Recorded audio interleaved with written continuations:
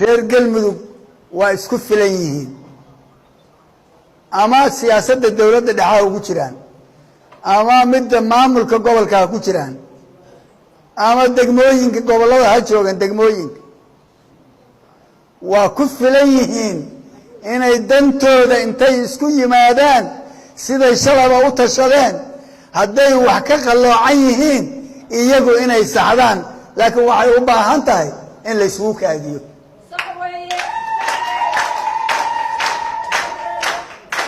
ilaa maantay annaga waxaan u naqaan madaxweynaha dowlad goboleedka galmudug axmed ducaale xaaf aan u naqaan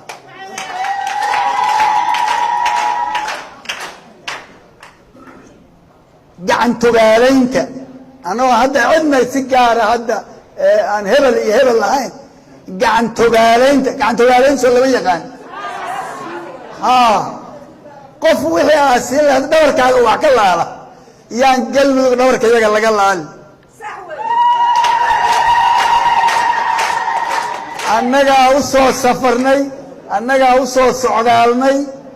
annagaa danta iyadii ku jirtaa inaan dhammaantood u tagno gacanta marino la dhegaysto loo dhiso maamul ay kalsooni ay ku qabaan hadday wax qalloocdeen meeshii laga toosin lahaa waa halkan marka waxa weeye arrintaas dabadeed waxaan ugu baaqaynaa sida walaalkayba u yidhi mar kale reer galmudugow meelaha kale siyaabaha kale kalsooni ha la qabo dowladda federaalka annagaa ka mid ah annaguna ku tali mayno dhibaato dhexdooda inaan ka shaqayno ilaa baan ka magan galnay hadday wax ka qaldan yihiin markaan aragno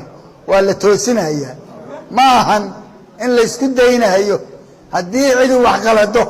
ma ahan in la iska daynayo in laga indho qarsanayo ma ahan